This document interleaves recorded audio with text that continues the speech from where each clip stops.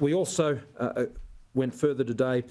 to go to a very important issue which was raised some months ago by myself and the Premier of Queensland, and we have now received all of the jurisdictions, state and territory jurisdictions' responses that go to their women's economic security measures that they've been moving through their own governments and the supports that are there. And we agreed today that we should now put together a nationally consistent reporting framework on women's economic security measures to ensure that we're always aware of where gaps may exist. And that can be something we can review on a regular basis, and that can inform all of our budgets and can inform all of the measures we'd seek to put in place. As you know, our government put in a very significant women's economic security package in the last federal budget, in fact the last several budgets, and indeed also a very significant women's safety package. All states and territories have also given their formal responses now to Respect at Work,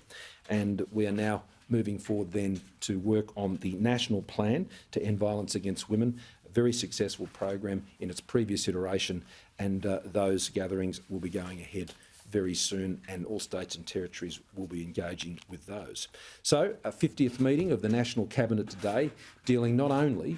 with our ongoing response to what is a very serious situation around the country when it comes to COVID,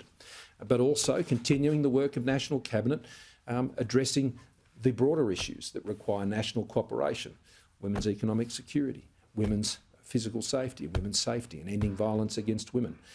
I should have also noted we further progressed matters on the transport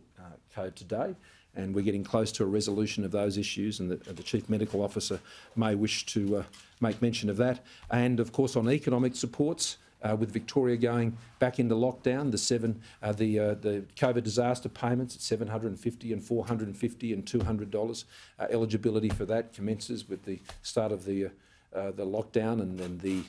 Commonwealth hotspot, which was declared at midnight, I think it was last night, Chief Medical Officer. And so that application process kicks in after 7 days. Those in Melbourne and across Victoria will be very familiar with that. And this time round, for those who have already registered for the previous one, they will need to go back and register again with the new lockdown. But that process, given they've done it before, should be very seamless.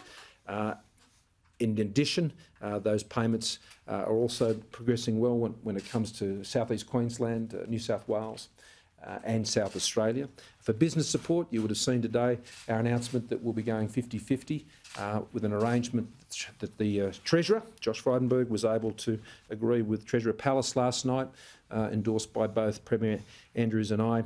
to ensure that we're going 50-50, which will be providing some $200 million of support, both from the Commonwealth and from the state of Victoria, Government of Victoria, so $400 million to see businesses through. Because we understand, with the response that we have now to deal with this Delta variant,